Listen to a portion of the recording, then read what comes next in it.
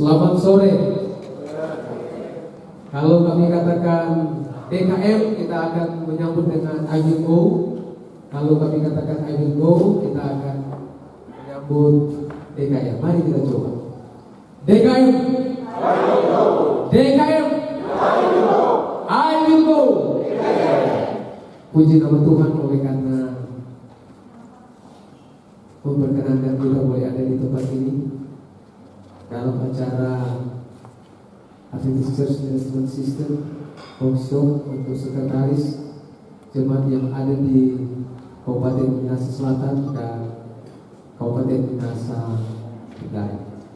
Selamat datang Pendeta Agus Sinarai sebagai sekretaris eksekutif Gereja Masjid Agung Hari ke-7 Uni Conference Indonesia Kawasan Timur yang sudah bergabung dengan kita.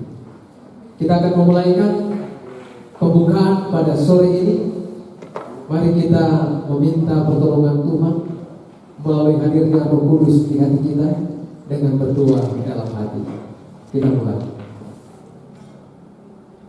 Saat ini kita akan disambut langsung oleh pimpinan gereja kita, officer, yaitu hamba Tuhan Pendeta Saji Saka sebagai sekretaris eksekutif Gereja Masjid Agung ke-7 dari Conference Minahasa untuk menyampaikan kata-kata ucapan selamat datang.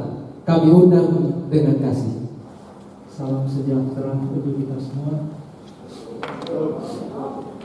Shalom. Pertama-tama kita perlu memanjatkan pujian dan hormat kepada Tuhan. Penyertaan Tuhan sehingga kita boleh berkumpul lagi pada hari ini, walaupun masih dalam situasi pandemi. Kita bersyukur oleh karena pemerintah telah mengizinkan untuk kegiatan ini pada akhirnya boleh terlaksana. Kalau saudara-saudara melihat perkembangan yang ada di conference, rencana acara ini memang sudah diatur sejak tahun yang lalu bulan Maret. Jadi pelaksanaannya rencana bulan Maret tahun lalu, tapi akhirnya tertunda sampai tahun ini baru bisa dilaksanakan. Nah, untuk itu sekali lagi kita perlu bersyukur kepada Tuhan, walaupun masih dalam situasi pandemi, pelaksanaan acara ini akhirnya boleh dijalankan. Untuk itu dalam kegiatan pelaksanaan acara ini memang sudah dibuat tahap yang pertama waktu yang lalu, sudah diadakan di tempat ini juga. Jadi yang hadir dari Kota Tomohon dan Kabupaten Minahasa. Oleh karena memang sampai sekarang ini belum bisa berkumpul banyak orang, sehingga akhirnya sebenarnya bagus kalau dibuat satu kali saja di konferensi kita. Tetapi oleh karena situasi yang tidak memungkinkan sehingga akhirnya harus terpisah. Karena kalau dibuat satu kali, kita tidak mendapat izin waktu yang lalu sudah diusulkan, sehingga sekali lagi acara ini akhirnya harus dibagi dua, dan ini adalah tahap yang kedua untuk konferensi. Jadi kami berterima kasih untuk saudara boleh datang. Ada sekretaris jemaat kami melihat di sini, ada yang mengganti sekretaris jemaat, kemudian ada pendeta-pendeta juga yang sudah datang bergabung bersama-sama. Jadi sekali lagi kami menyampaikan ucapan selamat datang untuk saudara-saudara yang pada akhirnya sudah hadir pada hari ini. Lebih khusus lagi tim yang datang dari Uni, Sekretaris Eksekutif Uni hamba Tuhan Pendeta Agus Sinarai bersama dengan tim, ada Ibu Jais yang datang bersama-sama. Kita berterima kasih saudara-saudara karena sekali sekali lagi acara ini penting untuk dijalankan oleh karena pelaksanaan untuk kegiatan-kegiatan atau program jemaat selalu itu didasarkan pada jumlah keanggotaan gereja. Jadi program-program jemaat yang akan dijalankan itu akan berpacu atau akan berdasar dari jumlah keanggotaan jemaat yang ada di gereja. Nah, sekali lagi kami sangat berterima kasih oleh karena ada support dari teman-teman pendeta yang melalui keputusan majelis jemaat sehingga acara ini pada akhirnya boleh dijalankan. Jadi sekali lagi terima kasih untuk kehadiran Bapak Ibu, saudara-saudara, teman-teman pendeta, sekretaris jemaat atau yang mewakilkan atau yang diwakilkan. Sekali lagi selamat datang untuk kegiatan pelaksanaan acara ini. Kami berharap saudara akan merasa nyaman untuk suasana yang ada di tempat ini. Dengan penuh kasih, mari kita berdiri bersama-sama. Kita akan menyanyi lagu buka yang akan diiringi dengan musik. Di meja kita sudah ada plugin. Lagu buka kita adalah Aku Suka Dalam Perjalananku. Di bagian belakang dari lembaran plugin ini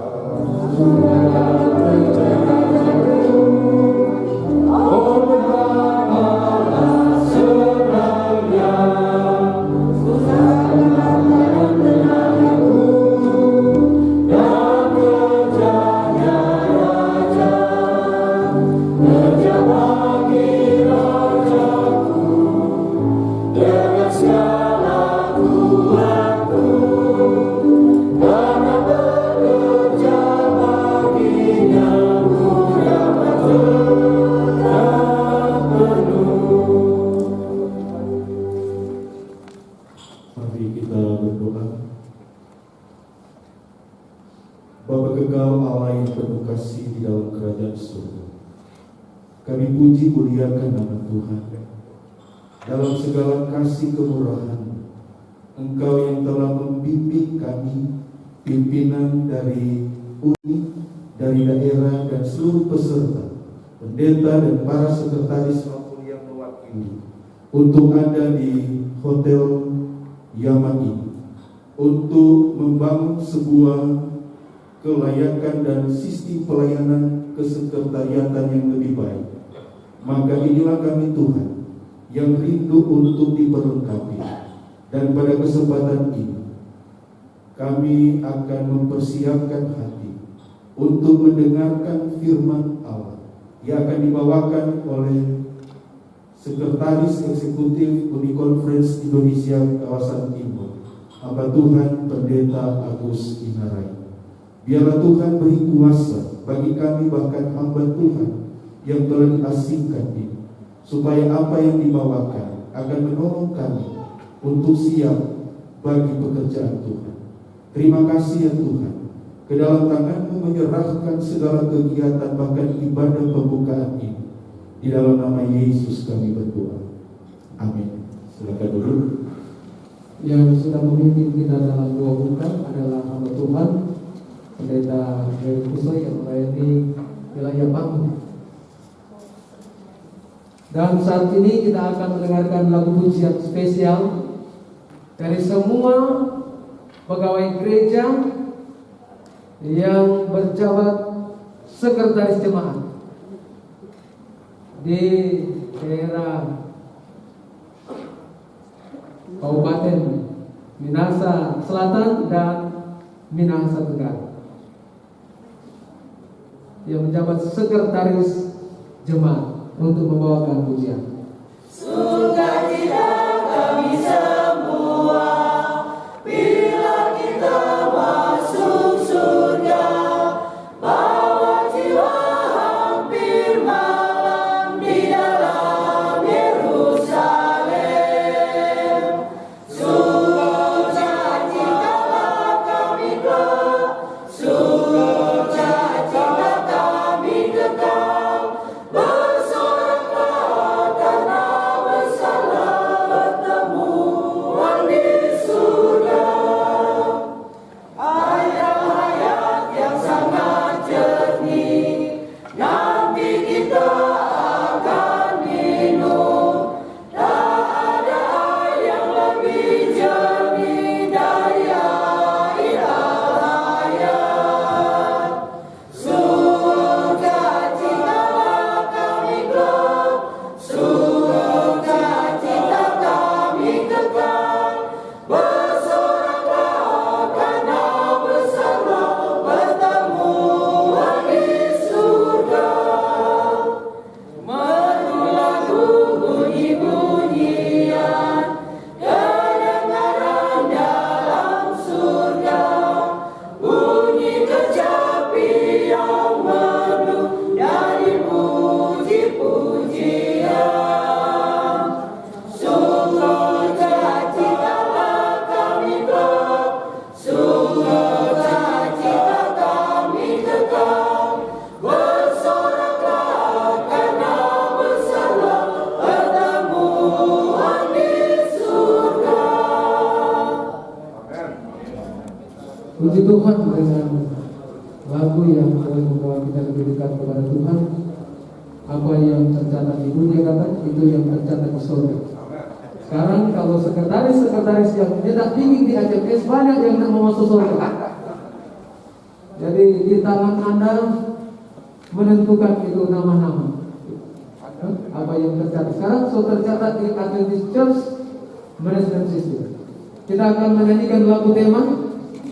Anda boleh berdiri di tempat, dan kalau Anda punya mata tidak terlalu jelas, di bagian kita ini sudah ada dia punya teks. Oke, mari kita berdiri bersama-sama. Kita akan menyanyikan lagu tema kita, I Will Go.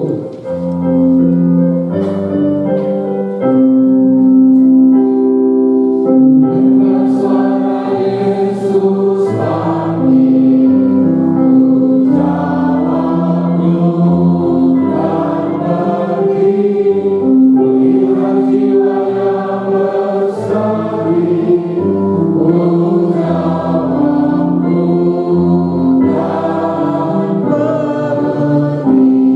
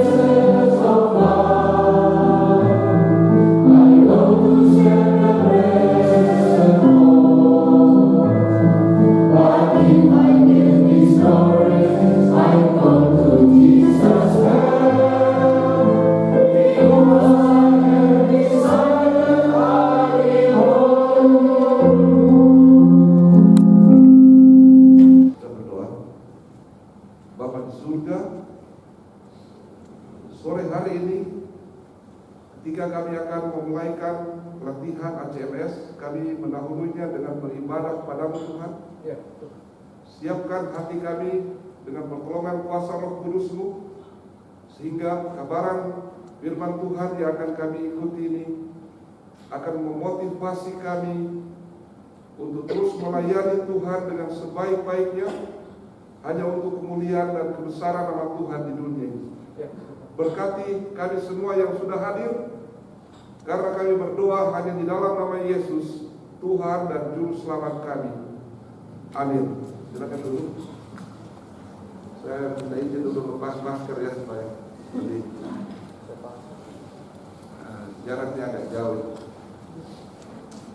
Baik, saudara-saudara sekalian, terima kasih lagu pujian tadi. Saya hitung ada kurang lebih 25 sekretaris jemaat yang hadir pada sore hari ini mengikuti pelatihan. Dan saya lihat yang duduk, kita sangka apa kira-kira pendeta semua yang duduk tadi waktu nyanyi. Ada yang mewakili sekretaris. Jadi hampir sama, hampir berimbang yang duduk tadi dengan yang berdiri. Terima kasih untuk kehadiran kita dalam acara khusus pelatihan ACMS. Saya support sekali ketika sekretaris eksekutif daerah conference nanti ada satu waktu ada pelatihan khusus untuk para sekretaris. Kenapa? Karena saudara sekalian, sekretaris jemaat itu memegang kunci semua ada di tangan sekretaris. Apa yang terjadi di jemaat itu di tangan sekretaris. Oleh angkat tangan dulu sekretaris jemaat yang mewakili. Terima kasih saudara-saudara untuk kehadiran kita. Kenapa saya katakan tadi demikian? Karena kita tidak tahu apa yang telah terjadi di jemaat kita 10 tahun yang lalu. Kalau itu tidak dicatat, peristiwa apa saja yang terjadi di jemaat, tolong dicatat. Apa saja yang terjadi, perkawinan contohnya, kelahiran anak, saudara tolong catat, karena itu adalah anggota gereja kita. Karena kalau saudara tidak catat, nanti tahu lagi, oh siapa pendetanya yang berkati, siapa apa semua di situ, kok dicatat di buku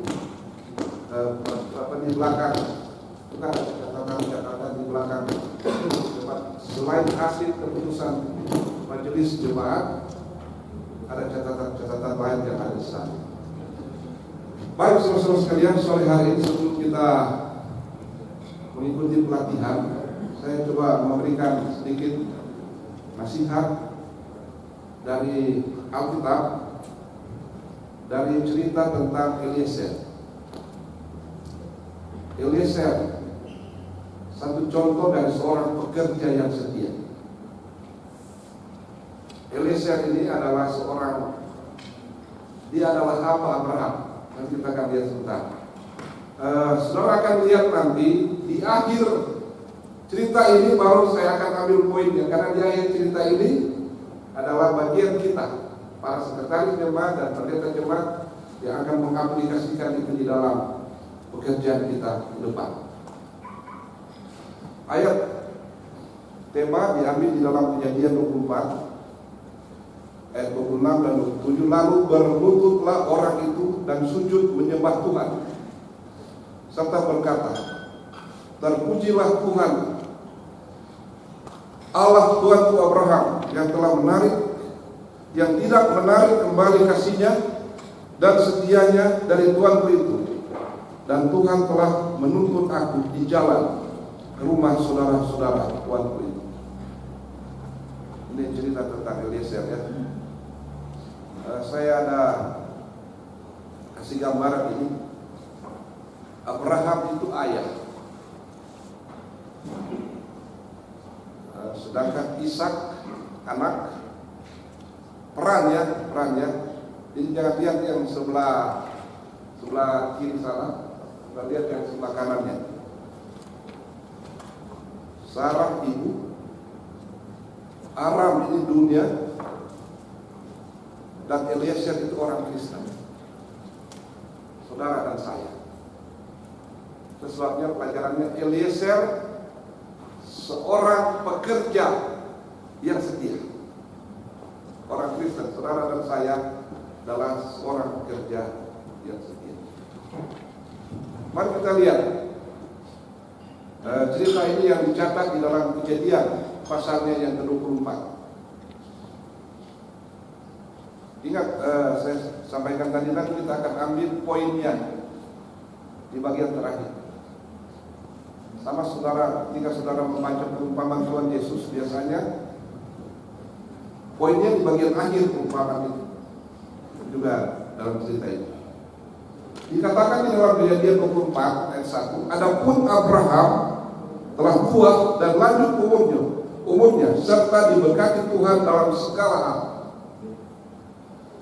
Berkatalah Abraham kepada hambanya yang paling tua, Eliezer,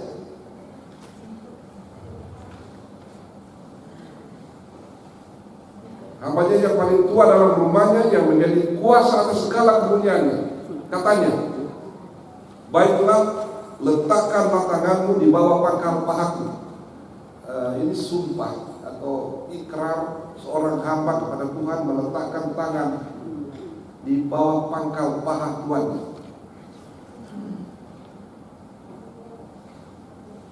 Nah, seperti yang kita tahu ya, Eliezer ini adalah hamba Abraham.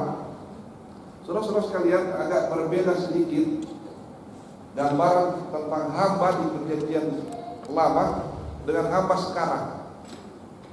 Agak sedikit berbeda ya. Kalau hamba, konotasi hamba di zaman Alkitab, mereka ini adalah orang yang bisa diperjualbelikan. Nah, saya ada catat di sini. Seorang hamba tidak punya apa-apa yang bisa dia pertahankan. Segala yang dia punya adalah milik majikan. Jadi tidak ada hal-hal apa yang dia bisa pertahankan seorang hamba ya. Segala sesuatu yang dia punya adalah milik majikan. Termasuk bisa saja majikan membunuh dia, terserah majikannya. Itu yang terjadi di zaman Perjanjian Lama.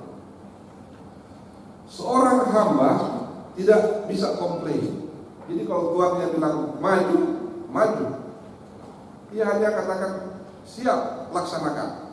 Itu tugas orang hamba. Nah, saudara dan saya adalah hamba Yesus, hamba Tuhan.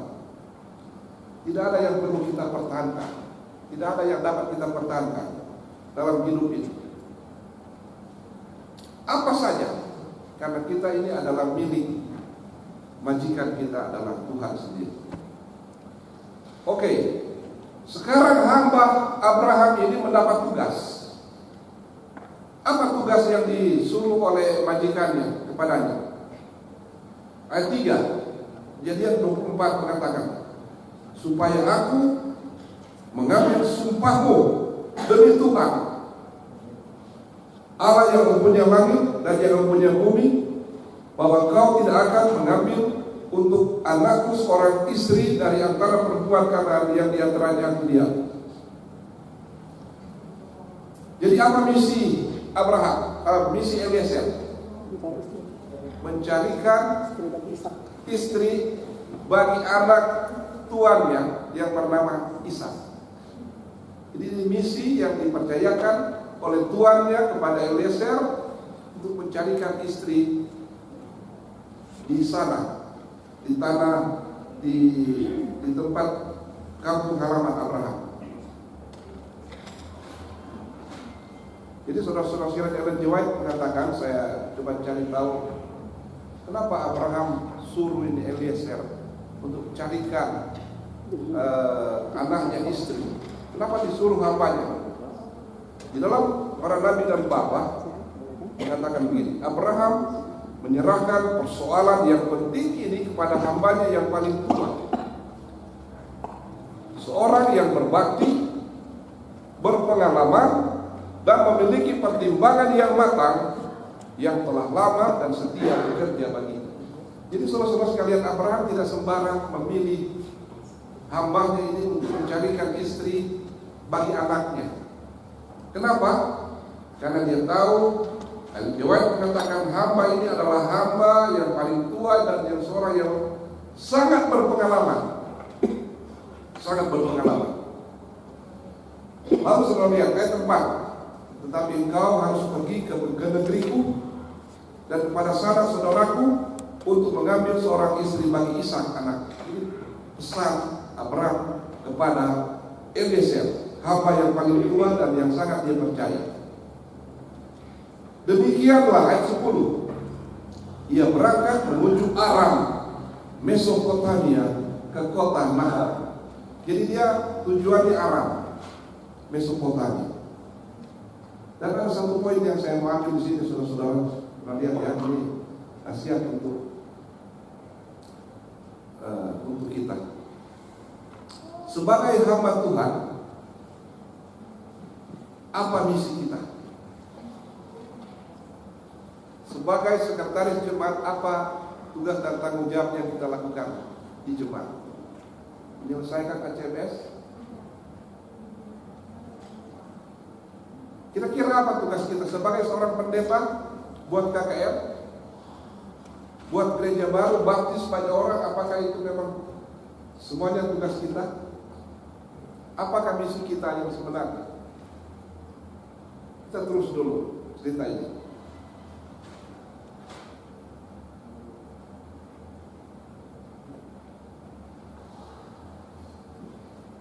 Di sini dikatakan kalau kita ditugaskan oleh majikan kita yang kaya raya untuk pergi carikan istri bagi anaknya, Eliezer ketika disuruh oleh Abraham, dia seorang hamba yang sangat dia percaya dan boleh membawa harta apa saja karena dia ditugaskan secara khusus. Ingat saudara-saudara sekalian, Abraham kalau kita mencatat seorang yang kaya raya, seorang yang sangat kaya raya. Jadi Abraham, Eliezer berangkat, sudah lihat ya. Kemudian hamba itu mengambil 10 ekor dari unta tuannya dan pergi dengan membawa berbagai-bagai barang berharga, kepunyaan tuannya. Demikianlah ia berangkat menuju Aram, Mesopotamia, ke kota Nahor. 10 ekor unta. Kita sudah tahu bersama, unta adalah kendaraan transportasi yang bisa memuat banyak barang. Kalau sekarang barangkali itu paling kurang 1 open car, unta, 1 ekor unta, berarti kurang lebih 10 mobil open car yang bisa membawa barang-barang berharga yang dibawa oleh Eliezer untuk mencarikan menantu bagi Ishak. Banyak barang-barang berharga yang lainnya. Tapi kita tinggalkan ini. Yang menarik di sini ini yang sudah lihat. Jadi Eliezer hamba Abraham ini berangkat menjalankan misinya dari Hebron, tempat tinggal Abraham di Hebron. Nanti saudara lihat sebentar. Ke kota Haran, Mesopotamia.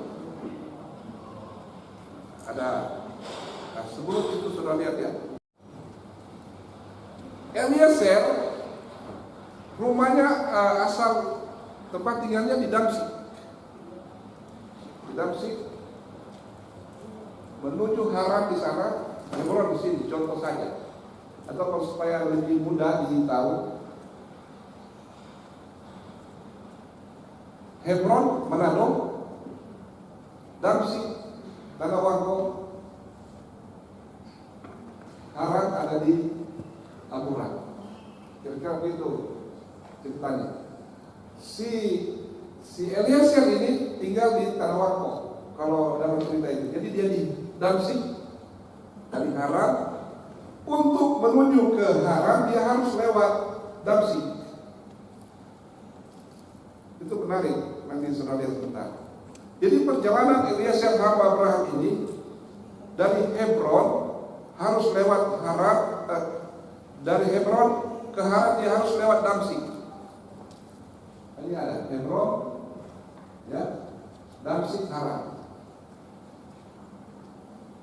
Ini peta kita. Ini Hebron di dekat Yerusalem. Damsyik di sini. Haran di atas. Sudah lihat. Kenapa saya tampilkan ini? Karena ini menarik. Sebagai seorang hamba yang setia, bagaimana tugas Abraham, Eliezer. Utusan itu, Ellen G. White mengatakan, utusan itu atau Eliezer itu pergi tanpa berlambatan dengan membawa 10 ekor unta untuk digunakan oleh pengikut-pengikutnya dan rombongan pengantin yang akan kembali bersama-sama dengan dia. Dia telah menempuh satu perjalanan yang jauh melewati Damsyik. Ini yang White bilang. Jadi ini menarik, dari Hebron dia harus lewat Damsyik, tiba ke Haran. Dan tempat tinggal dari asal atau kampung halaman dari Eliezer di mana? Damsyik. Damsyik, ya. Biasanya, saudara-saudara sekalian, ini biasanya kalau seseorang ditugaskan ke Jakarta, lalu pesawat yang dia tumpangi transit di Makassar, dan orang yang ditugaskan itu adalah orang Makassar, dia biasanya tinggal dulu ketemu dia punya apa? Keluarga, untuk bersilaturahmi atau ada apa saja yang bisa dilakukan, baru dia terus. Nah, Hebron, Eliezer melewati apa? Damsyik.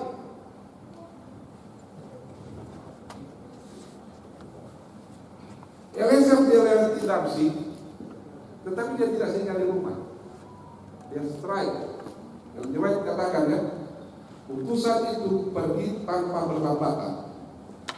Dia tidak singgah di Damsyik. Dan ini menarik.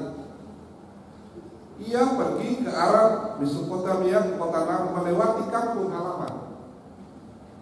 Kalau saudara naik mobil dari Manado, saudara punya kampung di Tanah Wangko, dan saudara harus lewat Tanah Wangko dan mau kabur, biasanya singgah dulu ketemu orang tua, ya kan? Atau ini karena ini perjalanan jauh. Atau contoh saja dari Manado mau ke Makassar, harus lewat Palu, saudara punya kampung di Palu. Misalnya harus singgah dulu ketemu keluarga, kabar malam dulu 1-2 malam, mumpung ada kesempatan. Tetapi ini tidak dilakukan oleh Eliezer. Dia langsung menuju ke tugasnya, tempat tugasnya. Kira-kira itu gambaran kenapa akhirnya Alkitab menyebutkan dia adalah seorang hamba yang setia, karena dia tidak mencampur baurkan antara tugas dan keluarga. Itu kira-kira gambaran yang kita bisa dapat. Lalu berangkat. Kejadian 24 ayat 10 tadi kita sudah baca. Dia berangkat langsung menuju ke kota Nahor di Mesopotamia. Setelah tiba, kemana Eliezer pergi setelah dia tiba di tempat tujuan? Ayat 11. Di sana disuruhnya lah unta itu berhenti di luar kota dekat sebuah sumur. Pada waktu petang hari, waktu perempuan-perempuan keluar untuk menimba air. Jadi kemana Eliezer pergi setelah dia tiba? Kenapa di sumur? Tempat orang ambil air. Kenapa kira-kira? Kenapa Eliezer pilih sumur? Tempat orang kasih minum kami lubang. Untuk mencari wanita. Kenapa tidak pergi di salon kecantikan?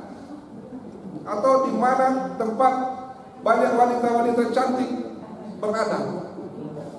Atau di mall, di keramaian? Kenapa dia pergi di sumur? Nah, ini menarik, saudara-saudara sekalian. Kenapa Eliezer pergi ke sumur? Padahal dia ditugaskan untuk mencari wanita, perempuan yang akan menjadi istri dari tuannya. Dicari di sumur. Perempuan sumur. Ya. Cewek cantik sumur. Mau rajin-rajin lagi.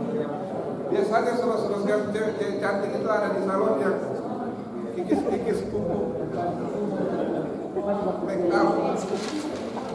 Tetapi ini di sumur ini bekerja ini. Tapi itulah yang dilakukan Eliezer.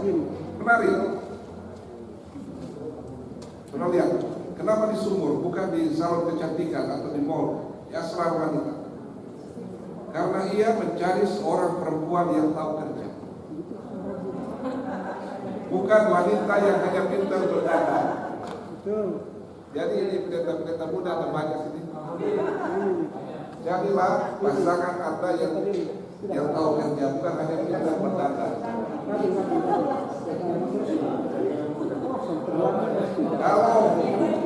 Kalau ada orang tua yang sudah punya anak gadis, lalu dinaksir oleh pria yang tidak ada kerja, saudara mau kasih atau tidak?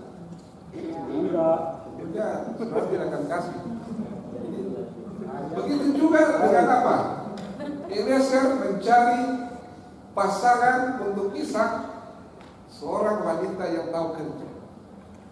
Dan itulah kenapa dia pergi di sumur. Seorang wanita yang sukses adalah wanita yang rajin kerja. Bukan yang hanya apa? Pintar bersolek.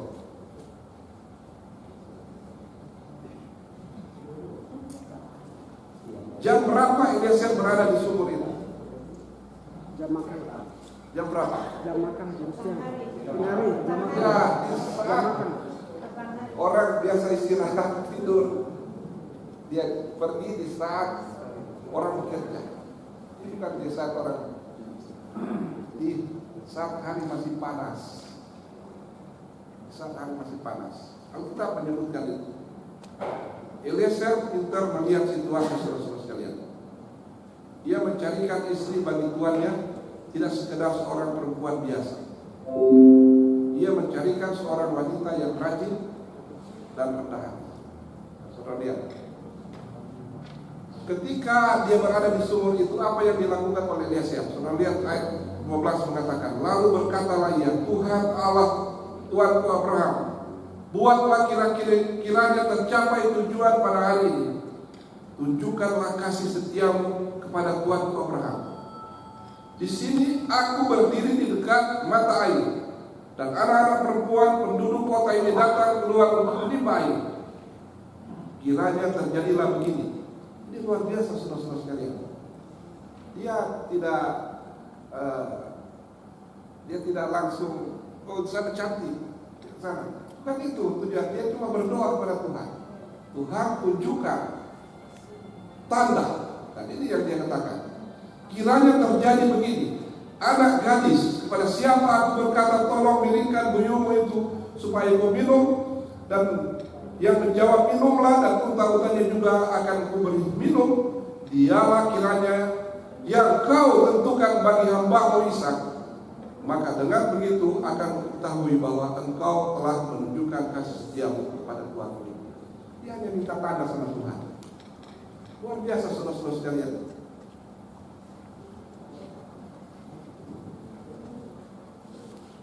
Ketika kita melakukan misi Kristus,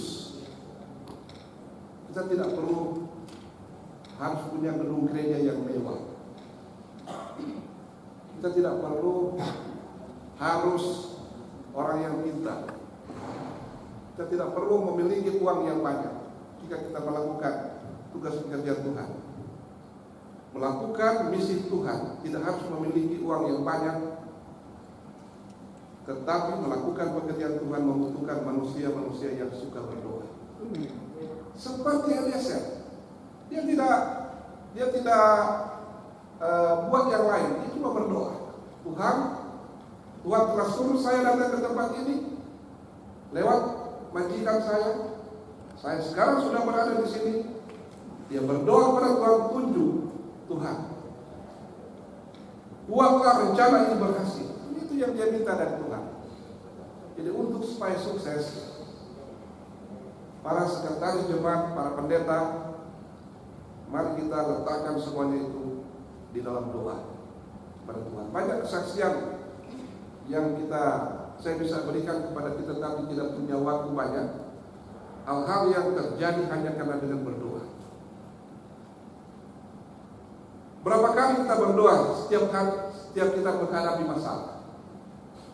Ketika kita sakit, apa yang ada di pikiran kita? Di dokter, belum obat. Kenapa tidak berdoa dulu? Ketika kita dapat masalah, semuanya kita serahkan itu semuanya kepada Tuhan. Seperti yang dihadapi oleh Eliezer. Segala sesuatu dia serahkan kepada Tuhan dalam doa. Kita harus melihat bagaimana Allah berbuat dalam pelayanan kita setiap hari. Seperti yang dilakukan oleh Eliezer dalam pelayanan pekerjaan yang dia lakukan ketika dia disuruh oleh Tuhan. Saudara-saudara sekalian di sini, sebelum kita memutuskan sesuatu, apalagi yang akan menentukan masa depan kita, masa depan anak-anak kita, masa depan keluarga kita, masa depan gereja kita, kita harus letakkan semuanya itu pada Tuhan dalam doa. Inilah yang berhasil. Apalagi mencari pasangan hidup. Berapa kali harus berdoa? Ellen G. White katakan kalau mencari pasangan hidup, berapa kali harus berdoa? Saudara tahu apa tulisan Ellen G. White? Kalau kita biasa berdoa 2 kali sehari, berapa kali harus berdoa jika harus mencari pasangan hidup? Harus lipat 2 kali. Jadi kalau kita baru berdoa 2 kali, harus jadi 4 kali. Itu Ellen G. White menyebutkan di sana. Dengan mengingat kata-kata Abraham, ini Ellen G. White katakan dalam buku Para Nabi dan Bapa, bahwa Allah akan mengirimkan malaikatnya bersama dengan dia. Ia berdoa dengan sungguh-sungguh, ini Eliezer itu, meminta pimpinan yang pasti. Dan saudara lihat, sebelum doa itu selesai diucapkan, jawaban telah diberikan. Sebelum Eliezer amin, Ribka sudah turun, datang ke sumur itu. Biasa saudara-saudara sekalian. Ini yang Tuhan katakan, sebelum doa selesai diucapkan, jawaban telah diberikan. Tuhan sudah berikan kepada Eliezer. Setelah Eliezer berdoa, apa yang dia lakukan? Setelah selesai dia amin, dia menunggu. Dia tidak buat apa-apa. Dan orang itu, ayat 21, mengamak-amati dengan berdiam diri untuk mengetahui apakah Tuhan membuat perjalanan itu berhasil atau tidak. Jadi dia hanya duduk, menunggu dan mengamak. Dia tunggu Allah berbuat dalam pekerjaannya itu. Saudara-saudara sekalian, kita harus tunggu waktu Tuhan untuk kita. Jangan paksakan. Aduh, lama sekali ini mau jadi direktur departemen. Itu untuk pendeta. Saudara-saudara sekalian, tunggu waktu Tuhan untuk kita. Sama seperti Eliezer. Tunggu waktu Tuhan untuk kita. Jangan mendahului Tuhan. Eliezer lakukan itu. Kita harus menunggu waktu Tuhan yang tepat untuk saudara dan saya. Ayat 45. Belum lagi aku habis berkata dalam hatiku. Pasal 24 ya, kalian 44-45, belum lagi aku habis berkata dalam hatiku, Ribka telah datang membawa puyung di atas bahunya dan turun ke mata air itu lalu menimba air. Kataku kepadanya, tolong berikan aku minum. Jadi belum selesai, Ribka sudah turun dan dia minta minum. Dan benar saudara-saudara sekalian, segeralah ia menurunkan puyungnya itu di atas bahunya serta berkata, minumlah, dan unta-untamu juga akan kuberi minum. Lalu aku minum dan unta-unta itu juga diberikan minum. Saudara-saudara sekalian, saya mau tanya, berapa liter seekor unta minum sampai puas? 40. Berapa liter kira-kira? 40. Berapa liter? 80 liter. Coba saudara search di Google bagaimana, dan itulah yang dilakukan saudara-saudara sekalian. Berapa ekor unta yang dibawa oleh Eliezer? 10. Berapa liter itu semua ditimbang oleh wanita ini, perempuan ini. Ini dia. Saudara-saudara sekalian, seekor unta dia minum 120 sampai 150 liter air. Satu ekor. Jadi kurang lebih 1 galon yang besar itu ya, ditimpa oleh Ribka, naik turun dan sumur itu untuk tuang dan diminum oleh unta-unta dan yang dibawa oleh Eliezer. Luar biasa saudara-saudara, rajin. Itulah sebabnya saya katakan tadi, kenapa dia cari di sumur? Karena dia mencari seorang wanita yang rajin dalam tugas. Kalau kamu ada istilah begini, wanita cantik dia hitam manis, habis manisnya sisa hitamnya. Jadi harus cari yang rajin, saudara-saudara sekalian. Eliezer tahu mencari wanita yang cocok untuk tuannya. Ini saya tanya kepada beberapa teman pendeta ketika saya masih ketua konferensi, berapa jumlah anggota yang harus dilawat setiap hari? Teman-teman pendeta, berapa yang harus kita lawat setiap hari? 5. Berapa? 5 kakak. Pendeta sudah ketawa. Sahabat itu dari Sulawesi Tenggara. Saudara-saudara sekalian, sekedar sharing, saya kurang lebih 20 tahun menjadi pendeta jemaat, 21 tahun. Lama saya berada di jemaat. Biasanya saat saya pulang, selain melawat, saya catat di notes yang dikasih oleh IPH itu. Kan dibagi-bagi. Saya catat di sana berapa bulan. Karena biasanya setelah minggu depan saya sudah lupa berapa saya sudah lawat minggu lalu. Karena kita harus buat laporan di akhir tahun, di akhir bulan, dan dikirim ke daerah. Biasanya kalau kita lupa, kurang asal-asal tulis. Saudara nggak bisa bohongi, saya 21 tahun pendeta jemaat. Ada kelanya juga saya buat begitu. Karena saya sudah lupa. Sebabnya catat. Sebabnya tugas mencatat ini penting, saudara-saudara sekalian. Kita terus dulu. Ayat 48. Kemudian berlututlah aku dan sujud menyembah Tuhan serta memuji Tuhan Allah Tuhan Abraham yang telah menuntun aku ke jalan yang benar untuk mengambil anak perempuan saudara tuanku ini bagi anaknya. Setelah dia dapat tanda ini, apa yang dibuat oleh Eliezer? Dia berdoa lagi kepada Tuhan, sujud, berlutut, sujud menyembah Tuhan, karena Tuhan telah membuat perjalanannya berhasil.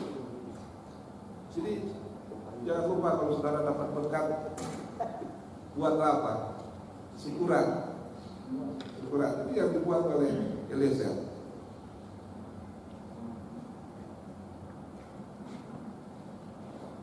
Setelah unta-unta itu puas minum, ini yang saya sebutkan tadi. Jadi unta ini bukan hanya jadi 120 liter lah kali 10, 1.200 liter. Setelah unta-unta itu puas minum, orang itu mengambil anting-anting emas yang setengah sikal perak dan sepasang gelang tangan dan 10 sikal emas beratnya.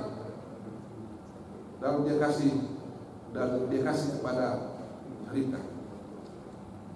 Jadi ini adalah istilah time is money. Seorang hamba yang baik tidak makan dulu sebelum menyelesaikan misinya. Saudara tahu ini ketika Eliezer tiba di rumah, saya singkatkan ceritanya. Makanan sudah dihidangkan, sudah basuh kaki, sudah ada makanan berunta-unta, mereka hidangkan makanan. Tapi apa kata Eliezer? Maaf, saya belum mau makan sebelum saya menyampaikan apa maksud dan tujuan saya datang ke tempat ini. Itulah yang dilakukan oleh Eliezer. Lalu kita ingat setelah Ribka sudah diizinkan, mamanya bilang kalau boleh dia 10 hari kita akan semua pisah itu. Tetapi tidak demikian. Nanti kita lihat ya. Saya teruskan dulu.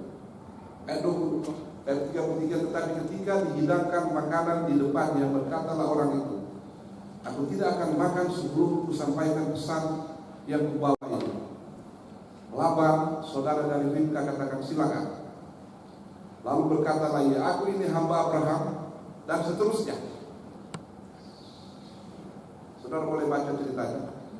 Sesudah itu makan dan minumlah mereka, ia dan orang-orang yang bersama-sama dengan dia, dan mereka bermalam di situ. Paginya sesudah mereka bangun, berkatalah hamba itu, lepaskanlah aku pulang kepada Tuhan. Jadi besok paginya dia mau membawa Ribka untuk dinikahkan dengan Ishak. Tetapi saudara Ribka berkata serta ibunya, biarkanlah anak gadis itu tinggal pada kami barang 10 hari lagi, kemudian bolehlah engkau pergi. Tetapi jawabnya kepada mereka, janganlah tahan aku, sedang Tuhan telah membuat perjalananku berhasil. Lepaskanlah aku supaya aku pulang kepada Tuanku. Kata mereka, baiklah kita panggil anak gadis itu dan tanya ya. Lalu mereka memanggil Ribka, berkata kepadanya, maukah kau pergi beserta orang ini? Jawabnya, mau. Langsung saudara-saudara sekalian, maka Ribka saudara mereka itu dan inang pengasuhnya serta hamba Abraham dan orang-orang yang dibiarkan mereka pergi. Mereka memberkati Ribka, kata mereka kepadanya, saudara kami, moga-moga engkau menjadi beribu-ribu laksa, dan moga-moga keturunanmu menduduki kota-kota perangkat. Dan sudah lihat poin yang saya mengambil dalam tugas kita sebagai sekretaris dan pendeta yang ada di tempat ini, di bagian terakhir ini. Sudah lihat ya. Lalu berkemaslah Ribka beserta hambanya, hamba perempuannya, dan mereka naik unta mengikuti orang-orang itu. Demikianlah hamba itu membawa Ribka lalu berjalan pulang. Luar biasa saudara-saudara sekalian, cara melamar ya, cara melamar zaman dahulu untuk mendapatkan istri bagi Ishak. Tidak ada yang tidak sempat ketemu orang tua itu, cuma hamba yang disuruh. Nah ini cerita. Nah ini yang poin yang saya tekankan, laporan pekerjaan. Adapun Ishak telah datang dari arah sumur Lahairoi. Ia tinggal di tanah Negeb. Menjelang senja, Ishak sedang keluar berjalan-jalan di padang. Ia melayangkan padangnya, maka dilihatnya ada unta-unta datang. Inilah rombongan Ribka dan Eliezer. Dan empat Ribka juga melayangkan padangnya, dan ketika dilihatnya Ishak, turunlah ia dan untanya. Katanya kepada hamba itu, siapakah laki-laki yang berjalan di padang ke arah kita? Ya Bapa itu, dialah Tuanku itu. Lalu Ribka mengambil telukungnya dan bertelukungnya. Dia tutup. Ya, apa namanya? Kerudung, pakai kerudung. Banyak kerudung itu saudara-saudara Alkitabiah juga. Saudara-saudara kita dari kaum mayoritas yang mengenakan kerudung itu Alkitabiah.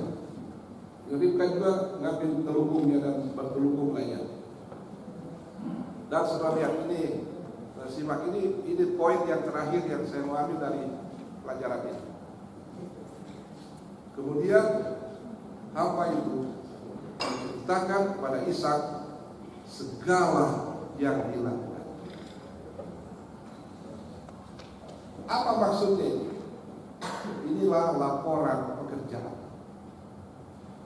Ketika saudara selesai melakukan tugas, jangan lupa dicatat. Eliezer menceritakan semua yang dia lakukan kepada tuannya.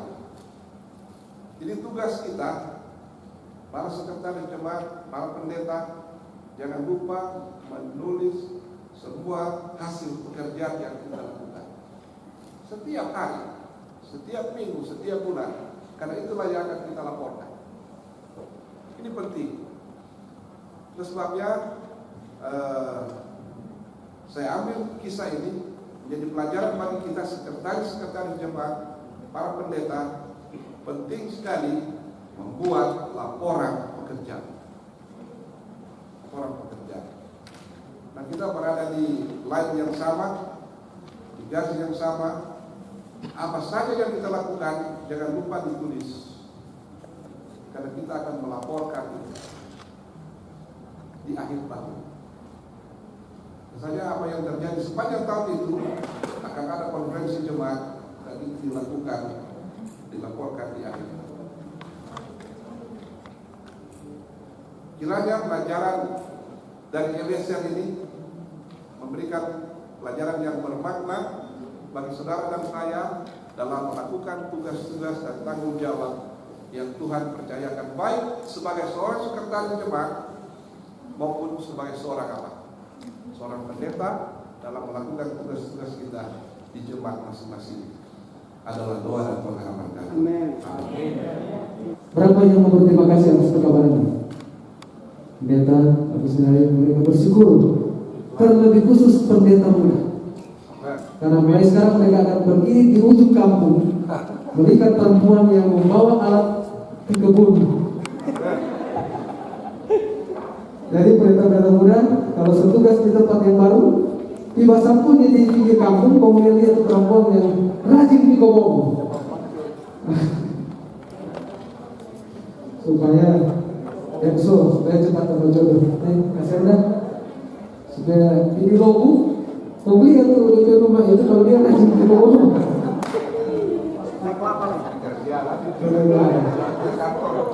Ini resep ini pendeta, resep yang terbaik untuk pendeta muda dan juga untuk sekolah. Amin saudara. Bulan depan saudara yang mau kawin ini. Kita bersyukur untuk pekabaran ini boleh membawa kita lebih setia kepada Tuhan. Dan juga sebuah sekretaris agar mencatat semua peristiwa yang terjadi di jemaat. Sekecil apapun yang terjadi dalam jemaat harus dicatat oleh sekretaris. Kita akan tutup ibadah kita pada acara pembukaan. Doa tutup sebentar adalah pembicara. Mari kita berdiri bersama-sama sesuai dengan di bulletin acara kita. Lagu tutup kita adalah lagu Sion nomor 21, Padamu Allah ku puji. Padamu Allah ku puji, yang berikan berkat dan kasih semesta Allah, pujian terus Bapa, Anak dan Roh Kudus.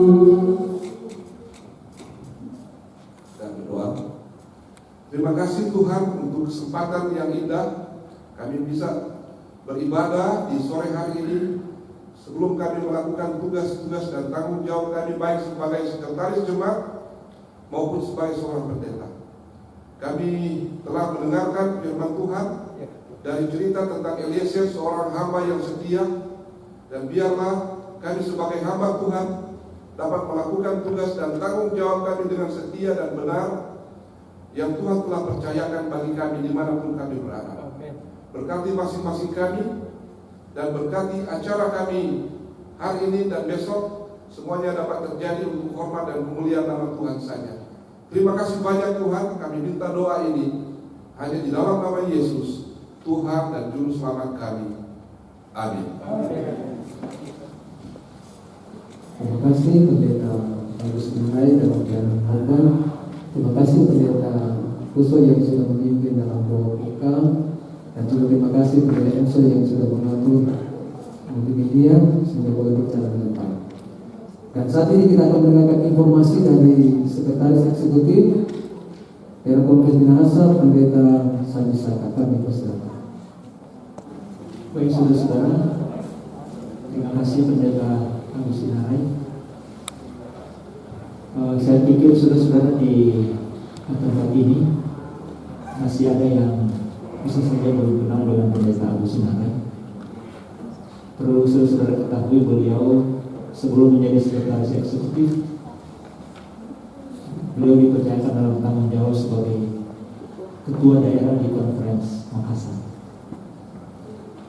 Tadi sudah beliau sampaikan lama dalam kegiatan pelayanan ini, menikah dengan Ibu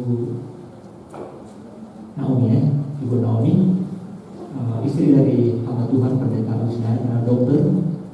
Jadi kalau nanti sudah juga mau konsultasi tentang kesehatan, Ibu ada toh? Ada. Jadi saudara nanti karena Ibu Naomi, beliau memiliki pengalaman yang cukup panjang dalam tanggung jawab sebagai dokter. Jadi kalau ada yang mau konsultasi, saudara boleh, karena Ibu dokter ada, Ibu Naomi ada. Terima kasih Pendeta untuk kegiatan hari ini boleh bersama-sama dengan kita. Walaupun memang ada banyak aktivitas atau kegiatan pelayanan di Unit Timur, tapi beliau boleh datang bersama-sama dengan kita. Dan selanjutnya untuk pengisian data dan aktivitas kita selanjutnya ini kami langsung serahkan kepada hamba Tuhan Pendeta Agus Menai bersama dengan tim